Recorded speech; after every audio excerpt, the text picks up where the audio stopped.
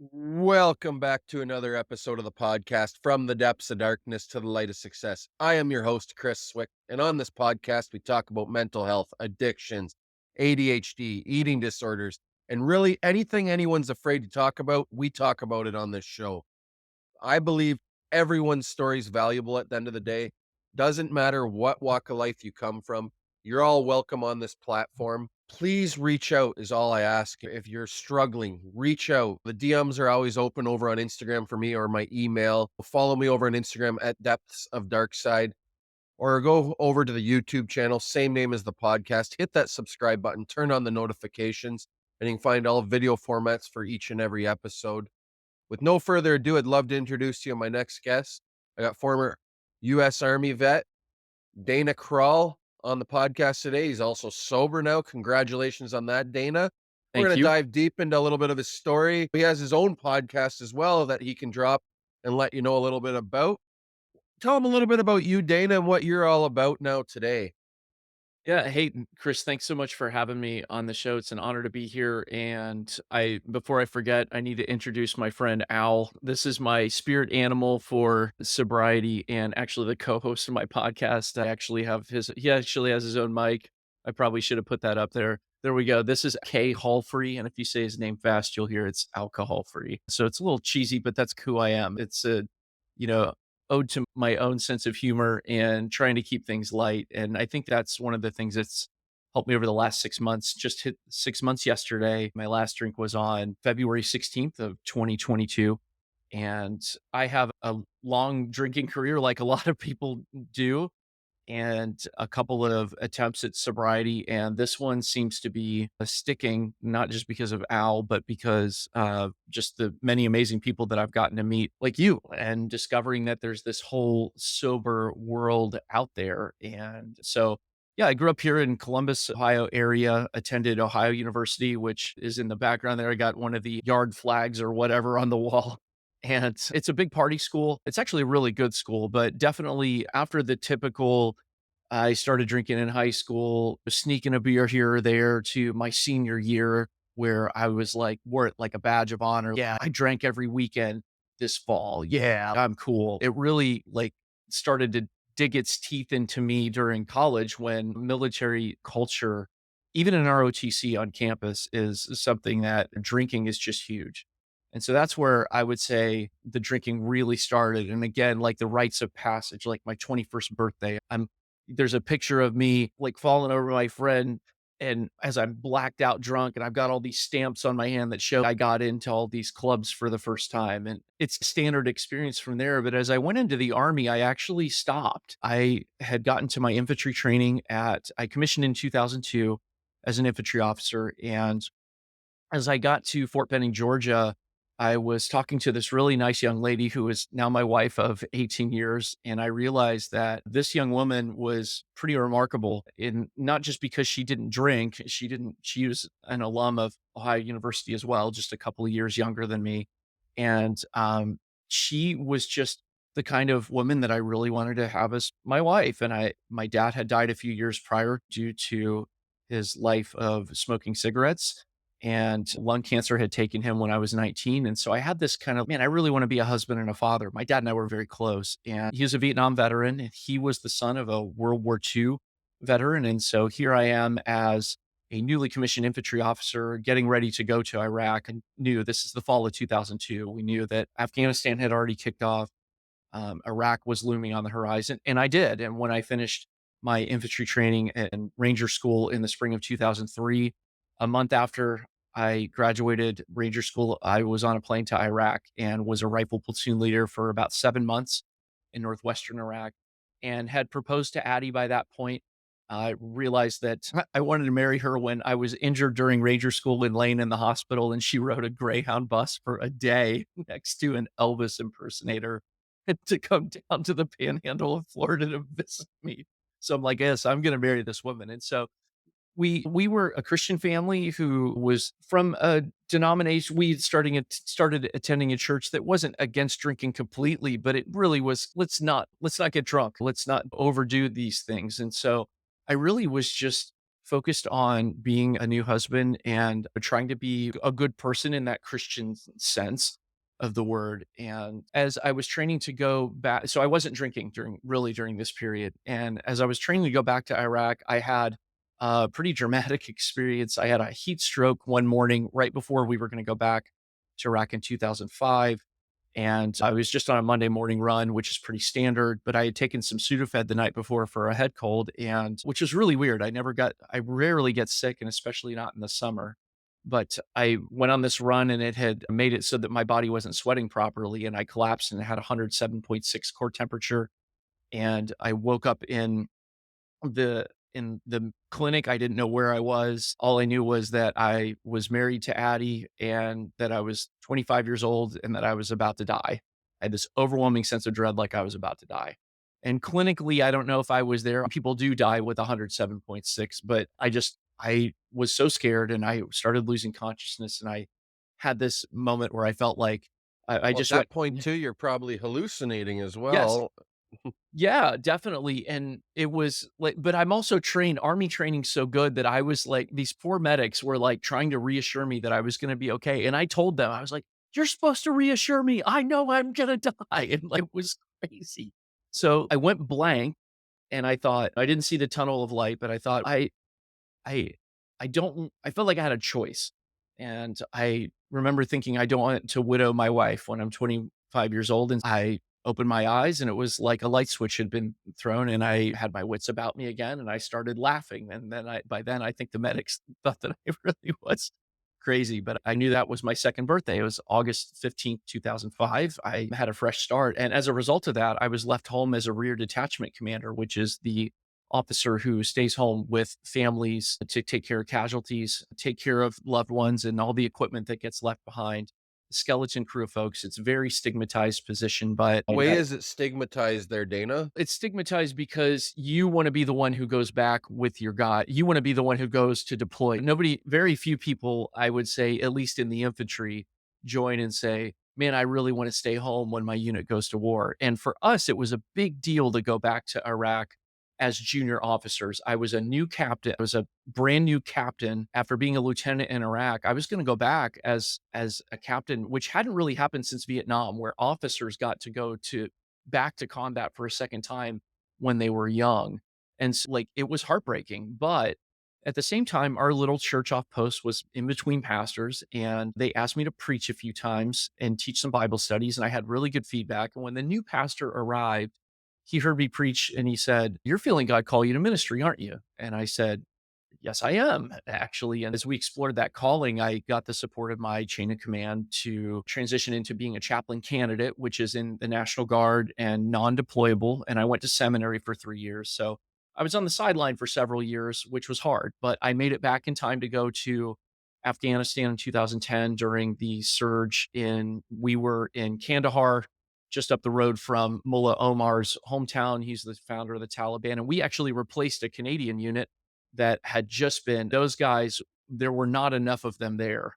And they had a really rough year when we got to them in the spring and early summer of 2010. And then we had our own rough year, even though we were a unit that was 3 times as big as them. We just were suffering a lot of casualties. And as difficult as the summer and that year was, I went and filled in for a fellow chaplain who was killed. And that hadn't happened since Vietnam, a chaplain dying on the battlefield. And it was a rough year, but it felt like a validation of sort. Okay, I wanted to be a combat chaplain. I got to be a combat chaplain in a very important year in the global war on terror, as the United States chose to call it. From there, I came home and we had our second son while I was home on mature leave during that deployment. Our first son had been born while we were in seminary in Southern California. And so now I come home, I'm a father of 2 boys, and the Army's, oh, this guy's Ranger qualified. He's been to combat twice. All right, we're going to send him to some Ranger units. And so I very quickly got put in the pipeline to go back to the Ranger school as a chaplain for students who were in the first phase of that training at Fort Benning.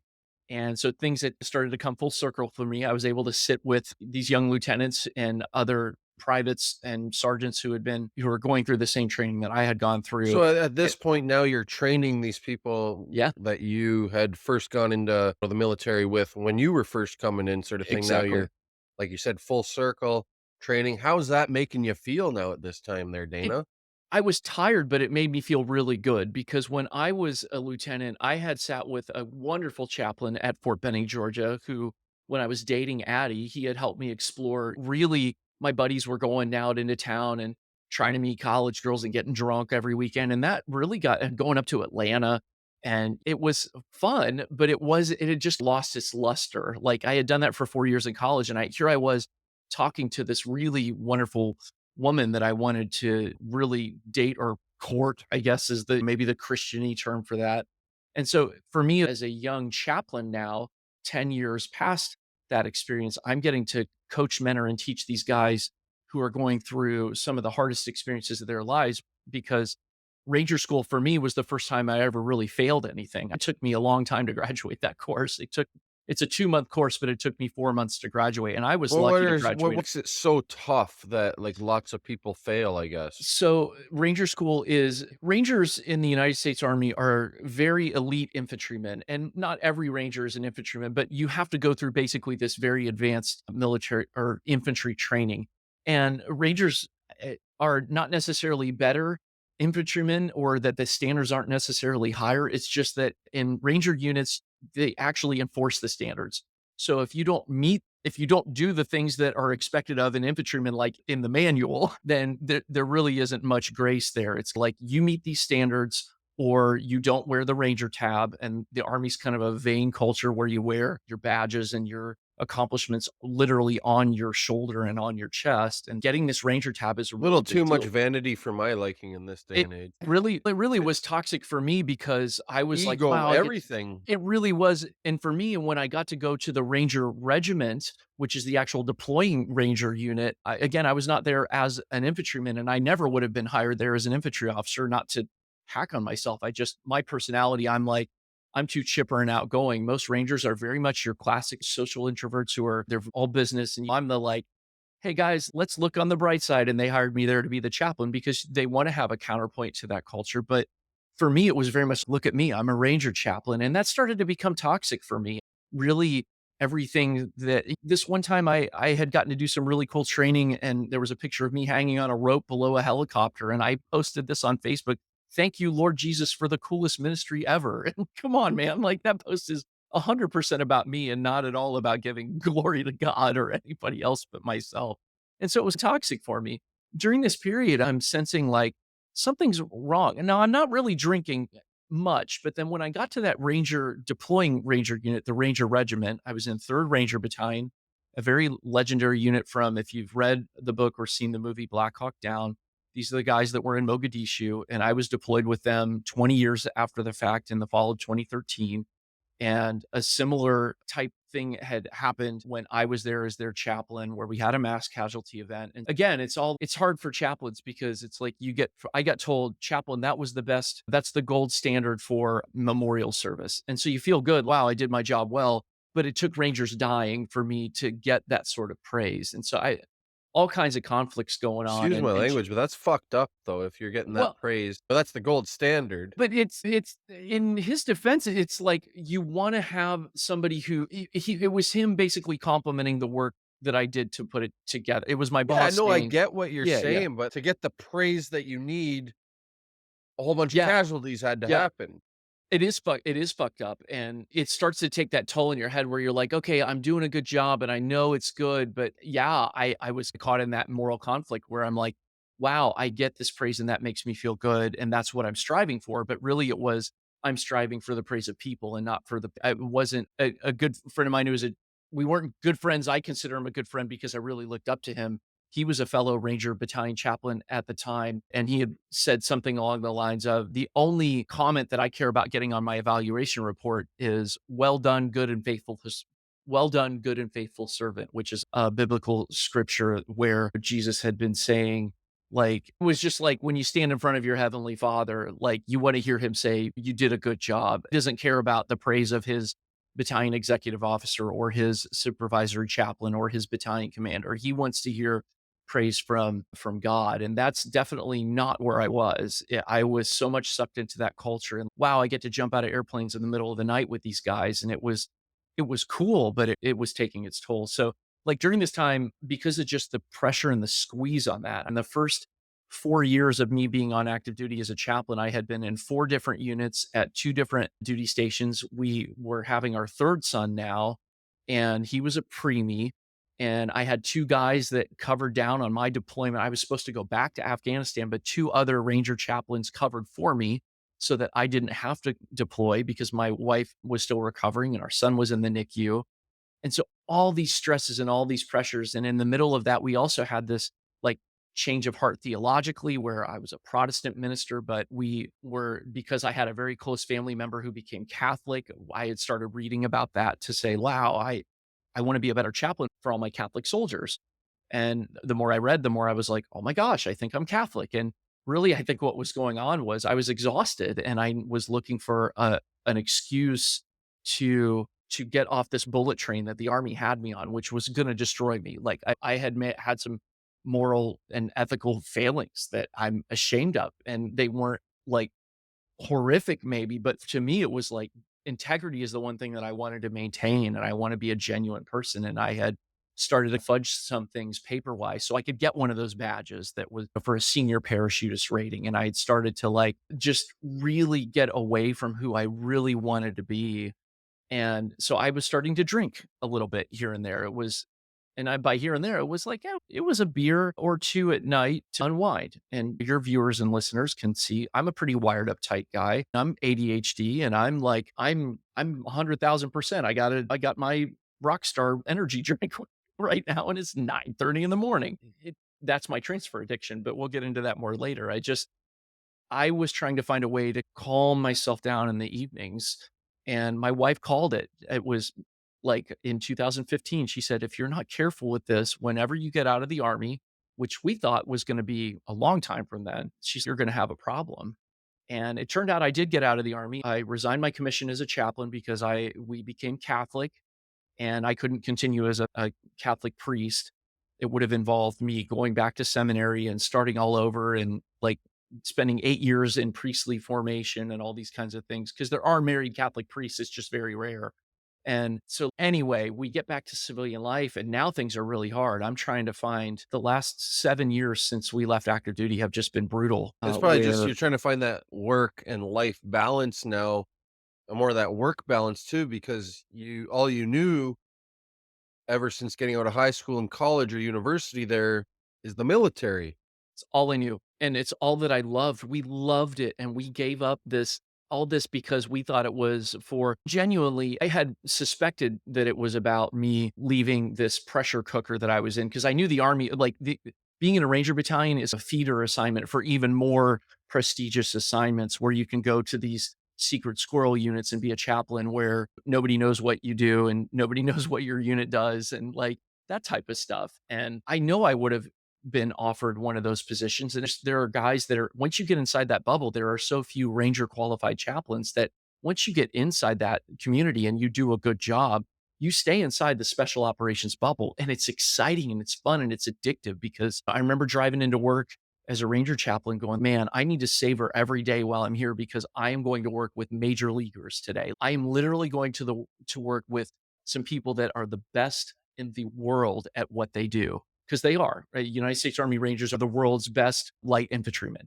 And to your point, yes, I get back to civilian life, and I'm used to going 100,000 miles an hour, and used to being surrounded by people that understood us. In our last assignment on active duty, we lived in a cul-de-sac on the base with in the 10 houses in that cul-de-sac, there were like 19 kids and most of them were boys. We just happened to live near boy families there, but it didn't matter the rank. We were surrounded by drill sergeant families and one other chaplain family and some other officers and non-commissioned officers. It didn't matter what we did as our job skill. What mattered was we were all in this together. We had all been in the military since 9/11, and we all knew what it was like to be deployed. And so when I was deployed, my wife had all the support that she needed.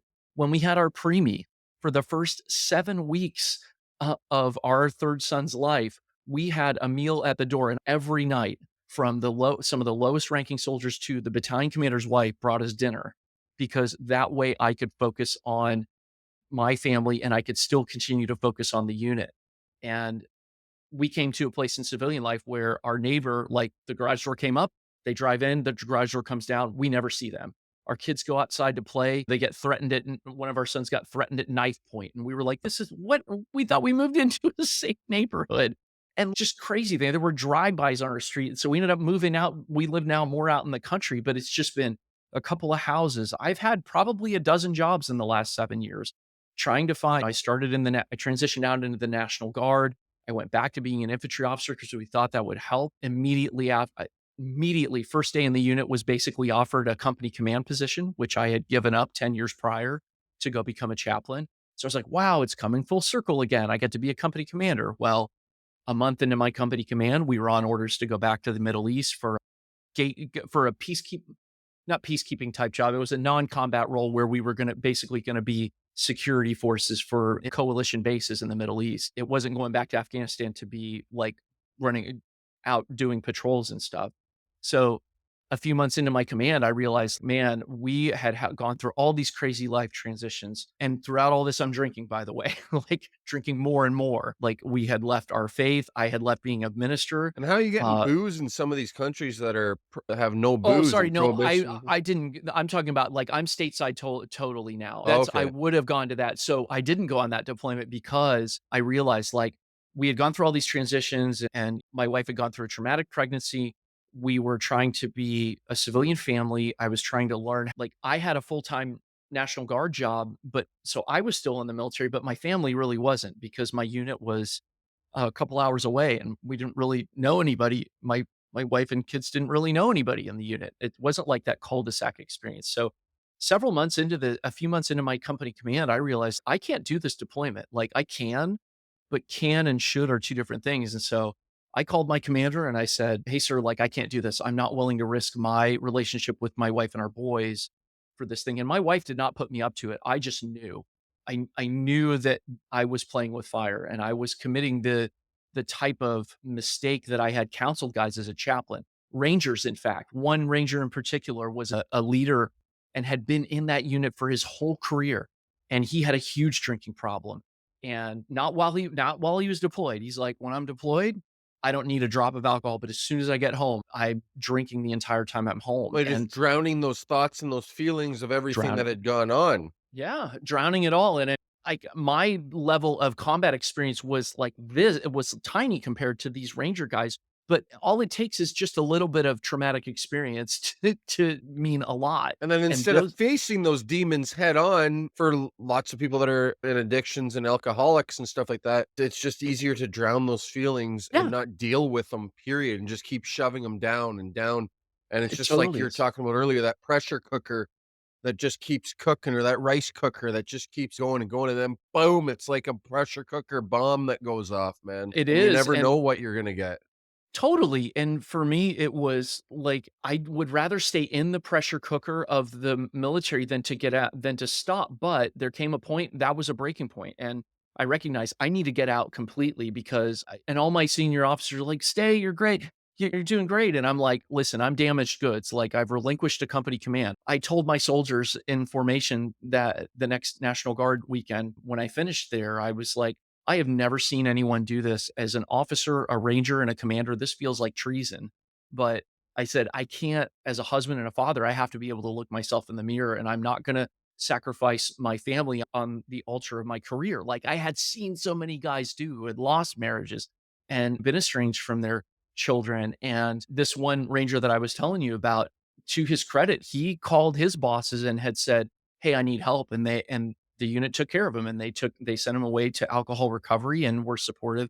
And when I did what I did, I received a lot of support, but there was still so much shame that I had internalized from all these years of like, take care of yourself, but you got to keep your shit together. You can't actually break. And I, especially as a ranger, you're like, you can't, rangers don't quit. Right. And so But I that's the felt like mentality, and then that's the thing that boggles my mind, and I'm not putting any rangers down. I commend all you guys in militaries around the world that go do what they do for their countries, but having that mentality is not a good mentality, and that's when people start to break. You can't be a it's a, pussy. You can't do this. You can't do that. You know what I mean? That's it's a good people do mentality. break, man. We're human beings. We're not fucking robots or built to carbon fiber. but that's what the military needs, and that's what happens when you fight, not to get too political, but that's what happens when you don't listen to Colin Powell, who said, "Don't fight a 20 division war with 10 divisions." And the US Army had to rely so heavily on the National Guard and reserves for the last 20 years that it started to break people, even in the National Guard, who were like, "I didn't sign up for this." Guys who were doing multiple combat deployments and losing jobs and losing families out of the National Guard that was supposed to be 1 week in a month, 2 weeks in the summer, and maybe I'll get called up theoretically for a war, but it would be a one-time thing, right? This is what Yeah. happens when you deploy guys over and gals over and over When you just again. break them, you're just breaking 'em because it's like you're using these people, you're taking advantage of these people, but you also don't have enough in the army, it sounds like, either at this point. But it yeah, and when you get in this culture, it like I dream Chris, I still dream about the army every night, and they're not traumatic dreams in the sense of the traumatic combat things that I've Yeah. done and seen. The theme every night is I'm in the military and I'm about to leave and I'm heartbroken. Or I like am in the military or I'm going back in the military and I'm so happy. And then I wake up and I'm like, God damn it. Like I miss it so much because of the community, because of the sense of belonging. And as a civilian, I would go to work. My first civilian job was at Lowe's, a home improvement big box store, and I was a loss prevention and safety manager who was then promoted to assistant store manager, who during a corporate restructure was then Were you immediate, working at, like, immediately. a position like that coming out of a Ranger infantry? Were you doing Yeah, some thinking, "Alright, I got the skills for this because I was in the yeah. Ranger infantry?" Yeah, it was a security job. I'm like, this is up my alley. And it was more logistics than it was security. But I was in a Yeah. store where there was a lot of theft. And so I was But do just you have getting to trained on that. separate that military lifestyle to civilian lifestyle at that point? You do, Alright, you "No, do. Dana, I can't do this," you Right. know? That I actually was okay in that regard. I didn't we I was so new in that job that I didn't have a chance to by the time I got promoted. I was only 10 weeks in that job and still didn't know what I didn't know when I applied for a salary position and got it because I'm such a high performer and I'm so good with people and I'm good with systems and I make shit happen. And it was this overachieving, perfectionistic, people pleasing kid that I had always been. Part of my story that I forgot to mention in the beginning is I'm a son of a ship plant worker. My dad had a brown collar job, is what I like to call it. He came home from Vietnam, and the steady work that he found was at the wastewater treatment plant in town. For 26 years, he worked there very faithfully. And my mom was worked in middle management. She's not a college grad either. And so for me, I was the fulfillment of the 20th century American dream where my grandma, while my grandpa, who had been in World War II, my grandma was like Rosie the Riveter. She worked in a warehouse for 30 years. And my grandpa was a railroader when he got home from the war in the 40s and then worked in a warehouse for 30 years. Like I'm a blue collar kid, but finally was like breaking into it. Like I just started to make six figures in the army, which is you've arrived in America when you've made six figures. And so I'm thinking coming back to civilian life, like I've got to maintain that. And as I strived and strived, now I don't have a community around me supporting me. I've got people that are good people, but that I'm just seeing them at work. I'm not going to see them after work. I'm not really going to have much in common with them, except that we need to get whatever Lowe's tells us done to get done. And Yeah. so I'm making half as much money. I don't have free healthcare. I don't have people around me. And I've got the stigmatized thing in my brain of I've left a company command and I left the military. I didn't make it to retirement. Like all of my peers, Chris, are eligible to retire. They commissioned in 2002. It's 2022. I've got friends that are retiring and with a pension. And here I am, like my 12 jobs later into civilian life, like I just would, okay, I'll accept this promotion and I'd run myself into the ground. After I left Lowe's, I realized I care about people more than profits. And our parish in inner city Columbus asked me to run the soup kitchen for them. Actually, just asked me to run the food pantry, but 90 days in, I'm the operations manager. And a year later, I'm the director. And in that environment, I'm getting triggered every day. My PTSD is getting triggered every day. I'm trying to do therapy at the VA, at the the Veterans Administration, and not getting anywhere because I'm still being traumatized. And in my brain, for Now, what example, is at Lowe's, traumatizing to you at the soup kitchen? Was it just seeing like, veterans and stuff there and those it types of was things? it was people who were mentally unstable who you never knew. We had a police officer there every day, which was great. But one of the days that the police officer wasn't there, I went out to ask a guy to leave. And as I was calling 911, I made the mistake. I thought he was 2 or 3 paces away from me. And he had snuck up in my blind spot and loaded this punch. And I made the mistake of taking my eyes off him for literally 1 second. as I heard 911 ringing and I got sucker punched, had my jaw broken, and that was 15 minutes before we were gonna close for Thanksgiving weekend. And Now you're in so the instead hospital of with a broken jaw. yeah, I actually couldn't get a surgery until the following Monday, so it was pretty awful to be wired shut for the holidays, and at the time, I'm also one of the 12 things that I've tried to do is I used my GI Bill, the remainder of my GI Bill to get a master's in writing, in fine arts and writing, and so I'm writing this thesis about an army chaplain, a fiction story about an army chaplain and one of his soldiers, and I'm trying to process all this previous trauma while I'm still getting traumatized and having all these crises of faith. And I'm like, oh my God, as I listen to this, I'm like, geez, I don't know if anybody's still listening to this story by now. Hopefully, you've still got some people listening to this episode because it's God, what a drama king. And that's what I joke that my initials aren't DK for Dana Krull. They're for Drama King because it's like a bad country song. I mean, I literally crashed my car right before I totaled my car the week before I got sucker punched. And so there are all these things. It's just heaping up, heaping Yeah. up. And then, so the trauma that you were talking about was like, yes, seeing people that were in horrible, and I've got this empathic sense of or empathic personality where I'm trying to help them and I want to help them, but you're overwhelmed by people. We were feeding hundreds of people a day Yeah, no, and I just, totally get what you're saying, and it's and, you know, awful. and it's not to knock any of these people that go to these types of places, but lots of them are mentally unstable. They're and not taking away from where I came from too, because I was almost there at one point in my life as well. But Yeah, they are unpredictable people. I will definitely say that. Walking downtown where I live, they are yeah, very unpredictable. You don't know what you're gonna get. Even if you just say hi, you might say hi at the wrong time, and it might set them even though you were just trying to be nice and say, "Hi, how are you every doing?" day. Yep, fight or flight was up all day, every day, and so I'm telling myself, "Dana, you used to be an Army Ranger. Like, you used to work even outside of the Ranger community, like, a 12-hour duty day is a standard thing in the Army. You show up at 5 or 6 in the morning, and then you leave at 5 or 6 at night, and maybe more. Like, when you're deployed overseas, you're working 18 to 20-hour days. Like, it's just standard, and so I'm like, "How can I not do this 40-hour-a-week, Monday through Friday, 8 hours a day job that my dad did?" He worked 7 AM to 3 PM for 26 years, but my dad was at the wastewater treatment plant. He wasn't downtown, and I've been way too hard on myself, but anyway, I finally left that job. The church Yeah. actually shut the soup kitchen down during COVID. It's a long story, but they ended up letting the whole paid staff go because this group of nuns were gonna come in and take it over, and I lost my marbles. By Sounds this like point, more I politics. and I'm not gonna go into that. I'm not gonna go Yeah. down that rabbit trail, but because I don't wanna I will just leave it at it's not that with my family and with the church and everything, I'm Yeah. at a place where I don't know what I believe. And I am Fair in a enough. place where it's taken me stopping drinking because and all that. Think about, you got 20 years of training to do something and then doing it and then not doing it anymore and thinking, well, I'm leaving the army chaplaincy to go into church work and feeling like I failed at that because I was such a mess in that leadership position. But the thing is, I was doing a great job from the outside looking in. I think I was doing all the right things to get the soup kitchen the exposure that it needed and get the fundraising and writing a newsletter that was really polished and professional and all these doing all the right That's things, but amazing, man. destroying Yeah. myself to do it. That's exactly what I had done for 20 years. And all the while I'm drinking more and more.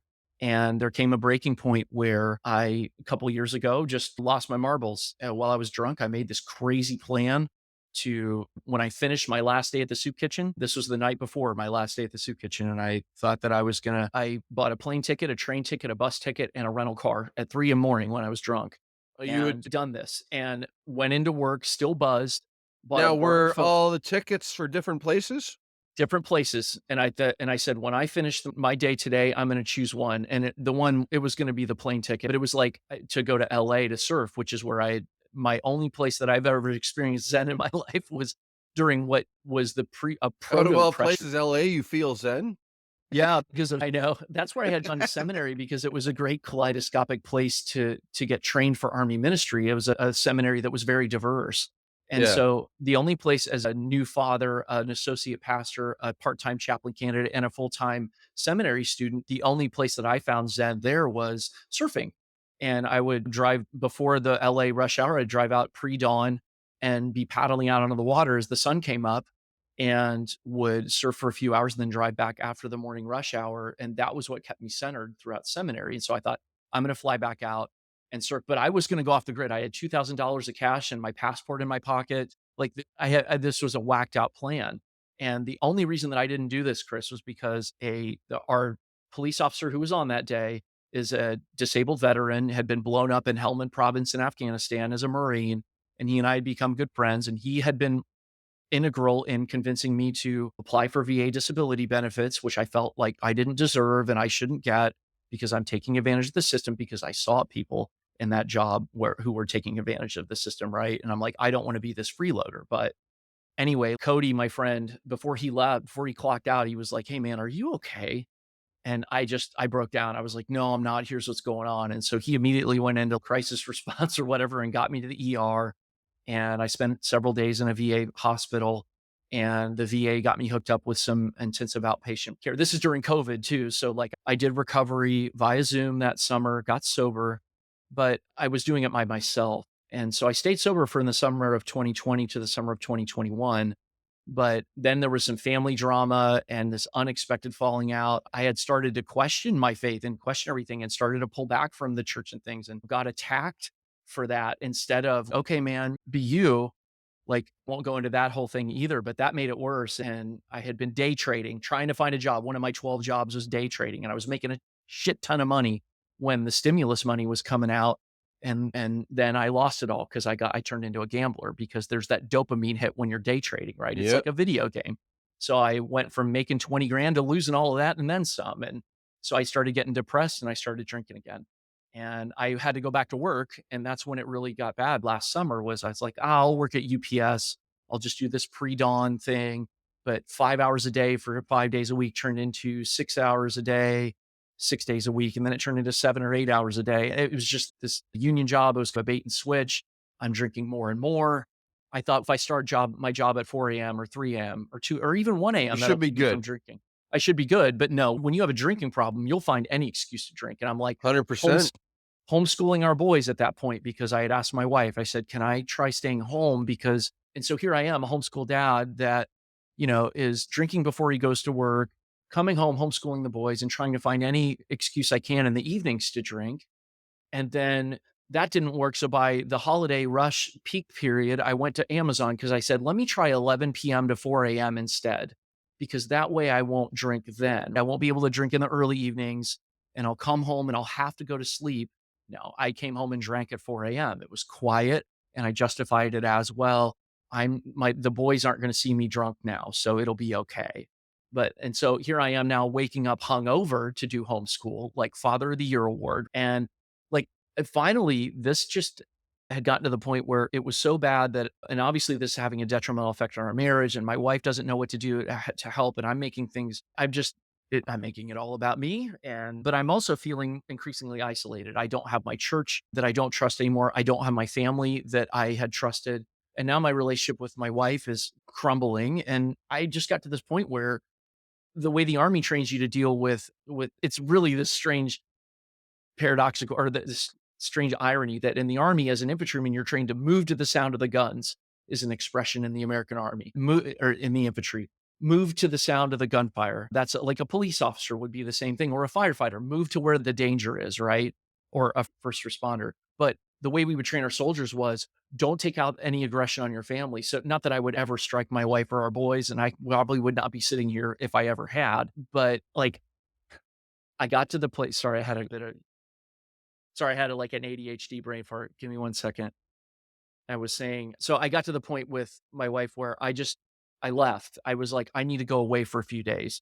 We train our souls. So whenever we would start to have a conversation that would develop into an argument, I would just leave because not that I was afraid that I was going to hit her or whatever. It was just, I didn't want to be somebody who threw things or slammed doors or screamed and cussed in front of our kids or whatever. And so I would just leave. And that was very frustrating for her. Obviously, we never got any progress on things. And so now it became like I'm physically trying to leave. Like that experience where I was going to fly to LA and I'm going to go off the grid. Here it was, I'm going to go away to this cheap hotel for a few days and I'm just going to drink. And it was in the depths of that despair, in the depths of that darkness 6 months ago that the turning point is I was on the edge of losing everything, on the edge of losing my the relationships that I had left, which it was like concentric circles. I had lost the army, I had lost the church, I had lost my family. Now I'm losing my nuclear family in my home. And got in that depths of darkness. The thing that saved me was an app called Reframe. It's an iPhone app. I've It's heard not of on Reframe Android yet. before. Yeah, Reframe's been really great for me, and it's got some elements that are like AA, some elements that are very different from AA, but one of the elements that's similar is there are daily Zoom check-in calls, and I Yeah, would which tune is into very these nice. calls. Yeah, and I would tune into these calls and be drinking on a lot of them and keep my camera off, and I was there anonymously, and I just heard people sharing and being very candid and open about where they were, and there was one lady in particular who was the very first guest on my own podcast. Her name's Vonda, and she's like a big sister to me. Vonda had been sharing, and she was a couple weeks ahead. She had been sober for a couple weeks when I finally decided that the madness had to stop. And that was while I was away at the motel and going to my job at Amazon drunk. It was horrible. Like, this is totally the opposite of the person that I wanted to be. But I had just given up. I'd given up on people. I'd given up on everyone, and I was giving up on myself. But Vonda was sharing, and as she was so kind to herself, she had a slip. The terminology that gets used in Reframe is if you have a what in AA might be called a relapse. In Reframe, if you have a time when you drink, if it's something that's a one-time thing and it's not like you let it collapse into this whole you have a case of the fuckets and you just start drinking again wholeheartedly. Vonda had a slip and she shared one day. I worked hard for my 14 days. I'm 14 out of 15 days I haven't drank, and that's progress. And the way she was so kind to herself, it really inspired me. And Yeah, you I can got be to, hard on yourself, and it doesn't matter what. If you go out, slip, don't be hard on yourself, people, because that's when things start to snowball and it just turns into a bigger problem. But if you can regroup and come back right away, that's amazing. You know what I mean? 14 yeah, out of 15 is amazing.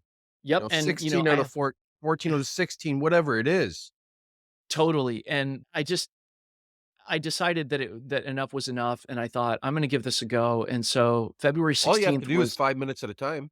yeah, and that's true. It's not even one day at a time. Sometimes it's an hour at a time or 5 minutes or a minute at a time. And one of the things I learned on the Reframe app is that most cravings only last 20 minutes or less. And so if you can get through that critical 20 minutes, and I found that my physical cravings, which I haven't had a lot of them, thankfully, and I had a appointment with my doctor 6 months ago and another one yesterday, actually on my 6-month soberversary, where like my liver wasn't screwed up, thankfully, but the cravings that I had really don't last very long. It's more of a mental thing for me.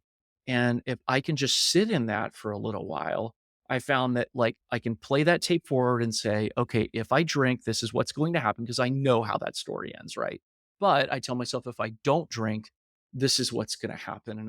And the more reps that you get at that 5 minutes at a time, like you said, Chris, the more reps you get, the better you get at it. And so, does it feel overwhelming? Is the temptation always there? Yes. I actually had a dream last night that was, it was like I had in this dream, I was like cheating on I decided to get drunk and cheat on my wife, and I got a DUI and I did crazy stuff in this dream. And I wake up and I'm like, Yeah.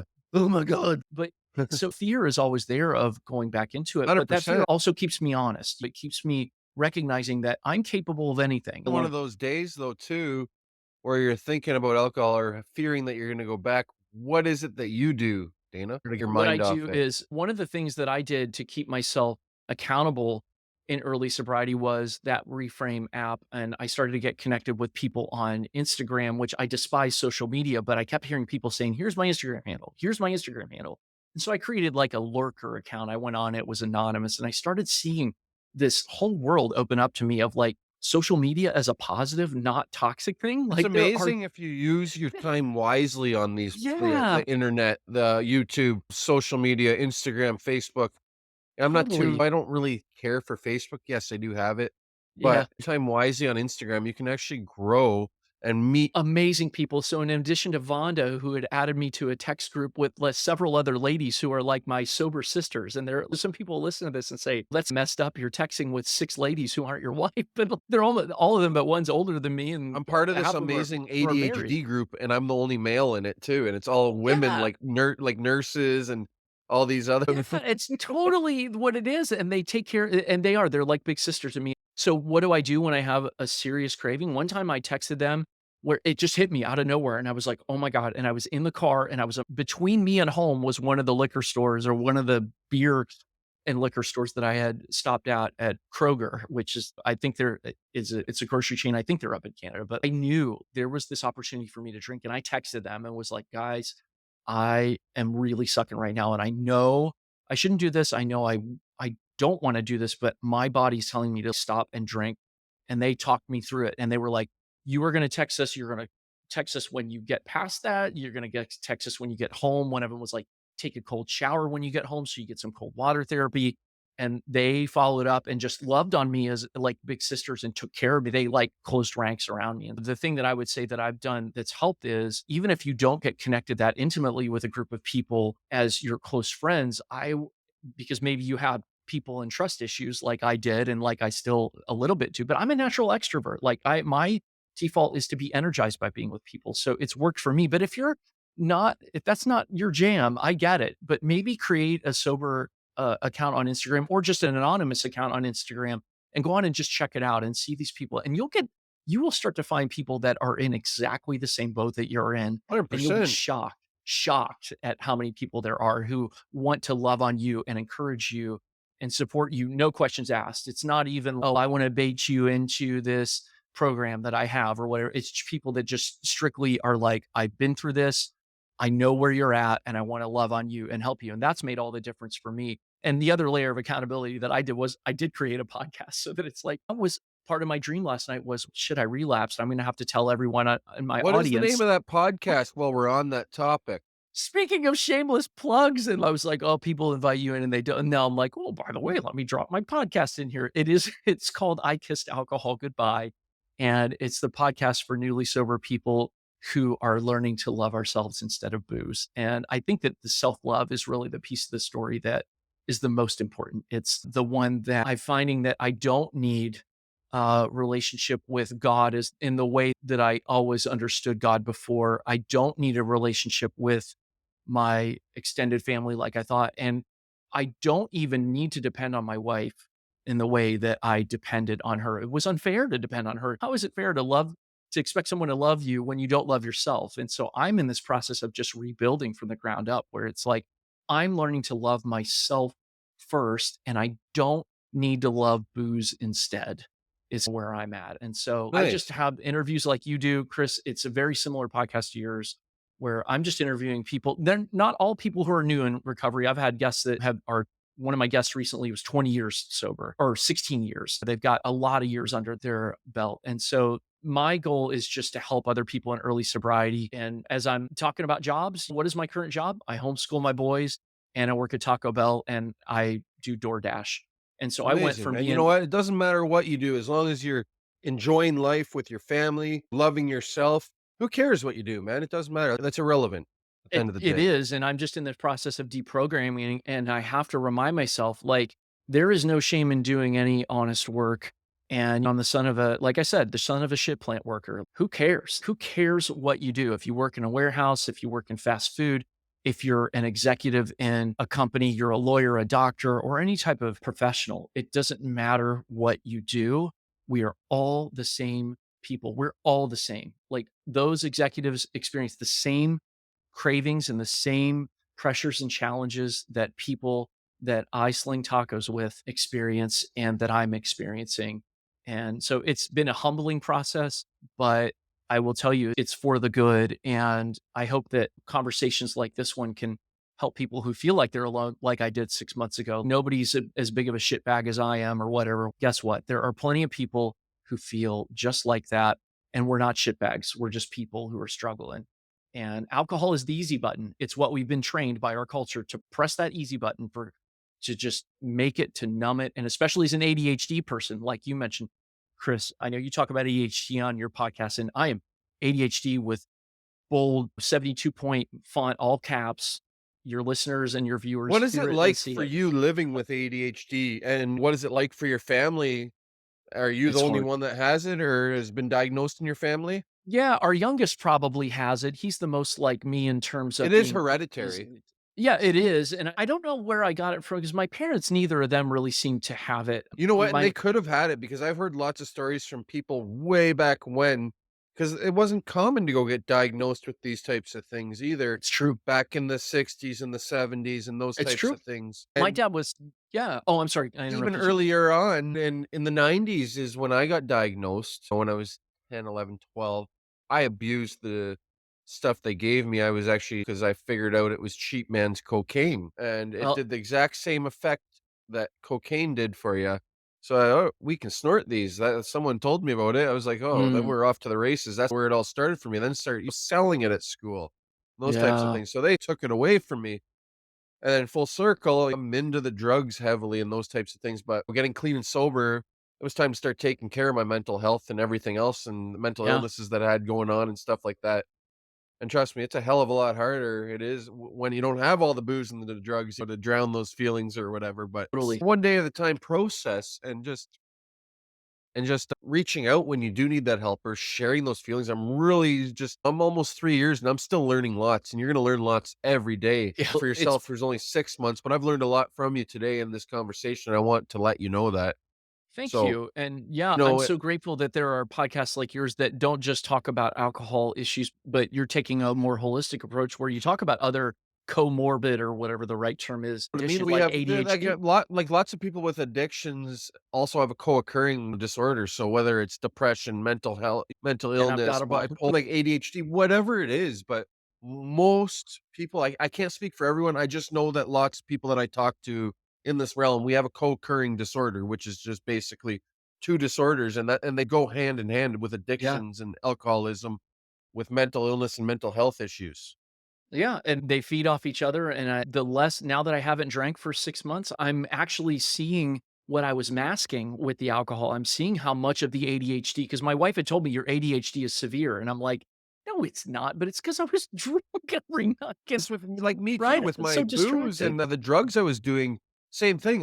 You wouldn't notice it as much. Maybe I was this different person. That's because I was under the influence damn near 24/7 for however many years. Like it was Yeah. insanity, the things I would do to get my drugs or do those types of things. And I don't care to go back to that place. I see what it's doing to people and see what it does to people's families, including myself. And the people that I see out on the streets today, it's just not a fun time to be into the drug scene, really. Anyone, people like you don't know what the hell you're getting today. And thankfully, our and I was one of those kids who should have been diagnosed in the '90s, but maybe it was fears of Ritalin and like wherever I was, or those types of drugs that maybe kept me from being actually diagnosed. But I wasn't formally diagnosed until I think last summer when I asked my psychiatrist. I was at the VA. I was like, "Could you screen me for ADHD?" And he asked me 3 questions, and he was like, "You've got ADHD. Let me prescribe you something." And the Wellbutrin I've been taking has helped, and I'm learning more about like what ADHD is and how the alcohol affected that So and much to how learn it about it, affected the which is alcohol. amazing. And being a neurodivergent, but it's so much fun though, because we also got to be careful too, because you can get manic as well. And all right, we're gonna go crazy on this one project, or we're gonna just do focus all our time and energy on this thing. But Right. then you start to not focus on your family or Yep. whatever else is important in your life. So you gotta have that It's time yeah. management balance as well, It's such a which is strange hard. disorder. ADHD is so strange because the idea is I always joke I'm distracted. Here's something that my coworkers at Lowe's got me. It says it's a koozie. It says easily distracted by shiny objects, and they would put Dana on it. And I am. But when it comes to something like my podcast or the master's degree program, or if I'm anything, it would be I'm laser focused on that one thing. So I've got this ability to laser focus, but then that can obviously, like you said, It affect can be my detrimental too, relationships. though. 100% totally can. And so learning how to balance that stuff. And if you've never heard the term neurodivergent and you're out there on as an audience member on this episode, I had never heard that. And I'm so glad Chris said that because we are different. Our brains are wired differently depending on the type of disorder. And because of neuroplasticity, I'm assuming that my PTSD and other things have changed my physiology throughout my life, that like my brain chemistry and wiring actually changed because of the experiences that I had. And so I need to be gentle with myself and understand that like I don't have a quote unquote normal brain, whatever that is, but I've got a particular brain that is going to guide me in particular ways based on the sets of experiences that I've had. So talking to your doctor is just one of those key things that I did a post yesterday on Instagram of here are the 6 keys to my first 6 months of sobriety. My not a professional caregiver or provider, but the number one thing I said, the first key was consult with your physician and talk to a psychologist, a psychiatrist, and or your medical, just your primary care provider, as well as there are sober coaches out 100%. there too. So just get connected, I think is the main thing that I would say as a takeaway from our conversation. Just don't suffer in silence. Just take a step out and you can do that anonymously. If you're still suspicious, you're still like hesitant for whatever reason, you can get connected to other sober people just by observing through an anonymous Instagram account is one way to do it. Thank you so much again, Dana, for coming on the show today to share your experience, your strength, your hope. It was such an amazing time listening to you, man. And Dana just said, stay connected, people. And you can do it anonymously if you don't feel comfortable coming out. That's okay. You don't have to do it that way. Just reach out if you're feeling down. It's okay to not be okay. Reach out. My DMs are always open. Instagram at Depths of Dark Side. Where can you find your show, Dana, and everything going Yeah, on? What's your Instagram handle if they'd like to follow you or reach out to you? absolutely, and my DMs are always open as well. You can find me on Instagram at I kissed alcohol goodbye, or if social media is not your jam, you can email me at ikissedalcoholgoodbye@gmail.com, or you can visit ikissedalcoholgoodbye.com. So basically, just wherever you're at, if you just spell it all out, that's where you can find me. And I look forward to connecting with you. And I'm just so honored. Thank you for having me on the show. And to the name of your show, like I am living proof that you can come from the depths of darkness into the light of success. Success is a day by day thing. And I certainly have had some failures in the last 6 months too. But overall, back on a trajectory towards success. And anybody, if I can do this, then anybody can do it seriously. Thank you again for coming on the show. I appreciate it. And I hope you have an amazing rest of your day, Dana. Likewise to you, brother.